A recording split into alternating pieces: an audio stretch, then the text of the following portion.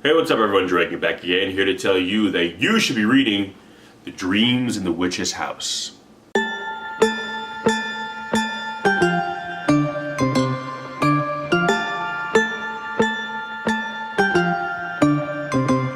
So The Dreams in the Witch's House is a short novella from 1933 written by H.P. Lovecraft, kind of the founder, creator, mastermind of kind of the Cthulhu mythology, which again we've talked about on this channel before, doing stories like, The Call of Cthulhu, At the Mountains of Madness, The Shadow over Isthmus.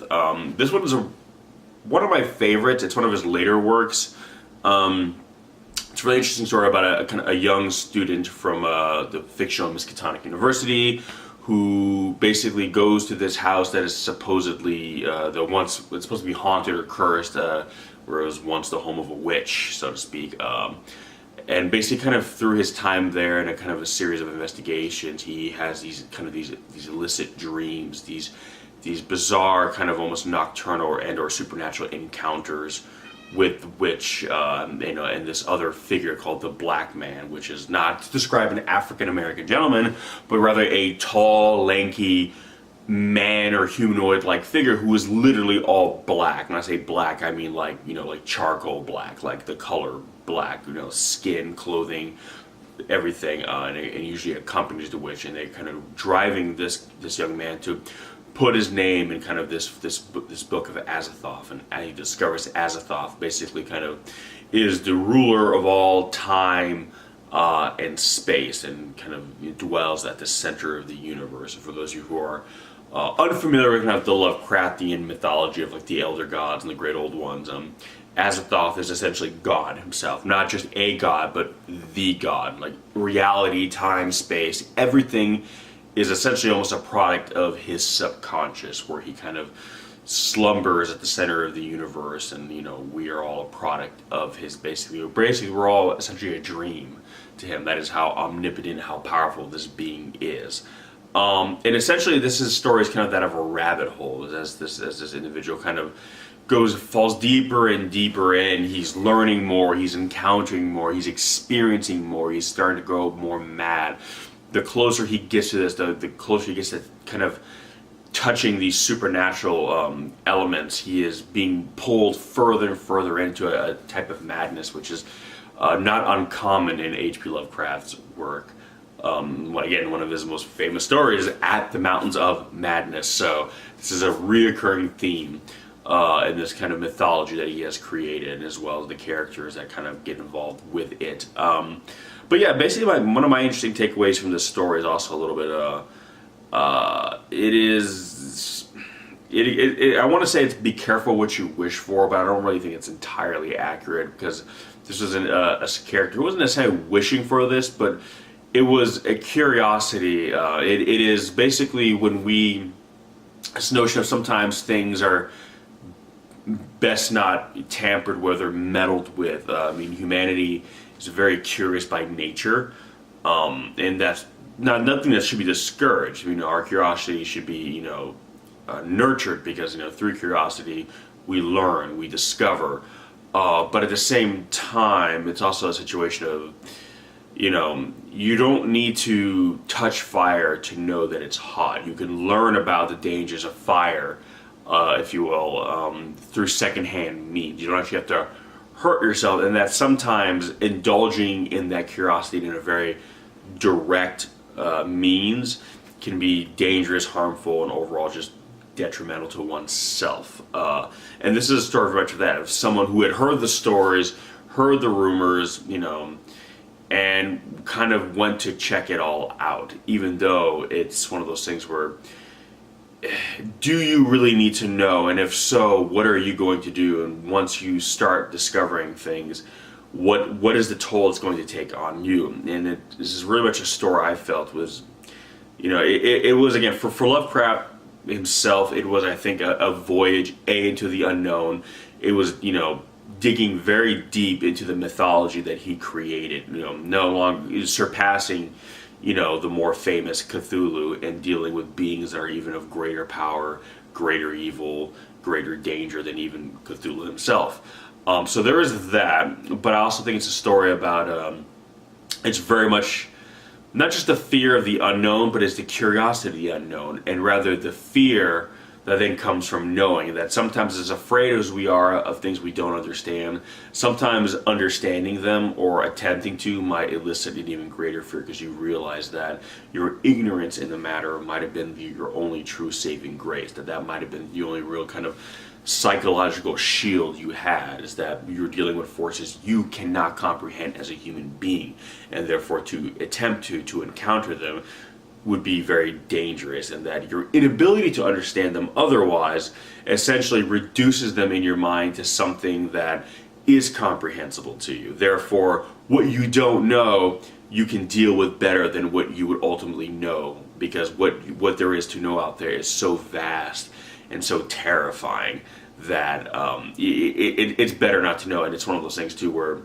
if you're not staring into the darkness is not necessarily staring back at you. But once you see them, once you encounter them, then they see you. So it's one of those things where maybe it's best to leave these kinds of things alone, because if it's out of sight, out of mind for you, then hopefully you are out of sight, out of mind to them. But once you go poking around, you pop up on their radar, and now they have eyes for you. So it's very much a story of like, maybe you should just, mind your own business. Maybe there's plenty of safe mysteries in the world that, you can explore, indulge your curiosity in, maybe make a name for yourself. But there are forces beyond our world that we were never meant to understand, never meant to touch, never meant to encounter, and in doing so, we do at our own peril, at our own disadvantage. These are beings that do not need us, do not require us, and will exploit and use us as they see fit, because ultimately we are nothing to them. We are a part of the fabric of reality which they have created, and so can use and wield as they see fit. As is, very traditional with Lovecraft's mythology, is that humanity doesn't matter. We are a race that was, essentially maybe created in jest, and that, there is no grand power out there that is looking out for us. It's indifferent to us, and if we'll interact with us in any capacity, will use us as it sees fit, again, at our own detriment.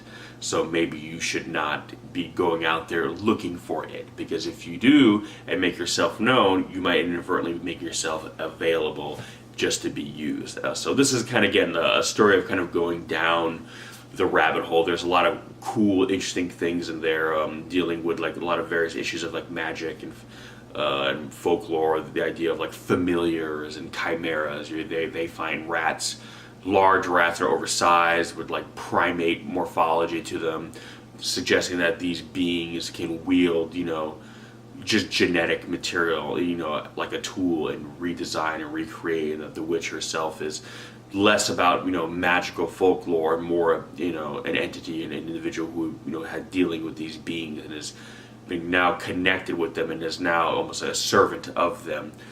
So again, the more questions the character asks, the deeper he goes, the more he learns, and the more he realizes just how almost endless this rabbit hole really, really is, and that to go too deep in is to just basically just lose one's mind.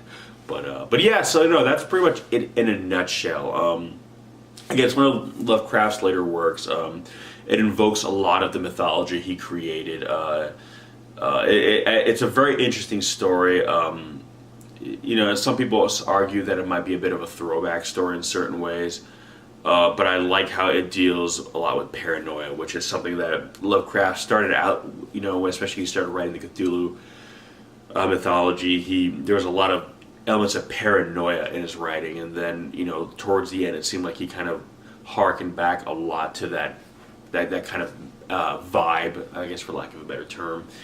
And it's one of those things some people might think it's a step backwards, but it's an element of his writing that I always very much enjoyed and appreciated, because Lovecraft himself was a very kind of neurotic, paranoid person. He was a very interesting individual, but had a lot of personal failings as a man, and a lot of shortcomings. He was notoriously racist and xenophobic.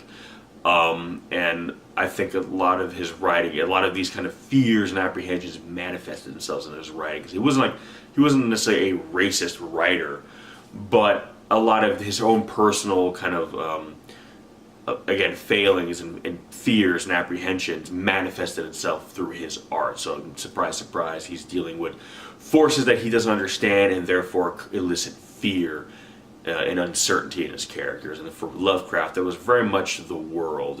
Despite his best efforts to try to go out into it and learn more about it, he was still always someone who observed life from an apprehensive kind of stance. So it's interesting to see how that kind of mindset manifests itself in his literary works, and as you know, regardless of his own personal failings as a person, was able to turn some of that into some creative works of fiction that to this day still very much influence people like myself as a writer, as well as a lot of more prominent writers and filmmakers. But anyway, Dreams in the Witch's House. Have you read it? If so, what did you think, and how does it stack up against everything else H.P. Lovecraft has done? If you have not, I will put links in the description section below. You can go check it out, pick it up, give it a read. Again, his works aren't long. I think this is maybe about like 30 pages or so, maybe a little bit more or less. I'm not quite positive, depending on what version or edition you may be reading. So it's not like it's an enormous chunk of your time taking out. It'll be a quick, read for you. But again, it is interesting, and again, Lovecraft has influenced so many writers, directors, comic book, writers, not illustrators. His influence is so widespread that, again, more than likely, you would have encountered something influenced by Lovecraft, and it seems like that's how a lot of people are. Not a lot of people in the general mainstream have read Lovecraft's work, but they have encountered something that has been influenced by it. So for no other reason, just to kind of trace it all back to kind of its source and its root. But anyway, guys, thank you so much for watching, and as always, I will catch you in the next one. Peace!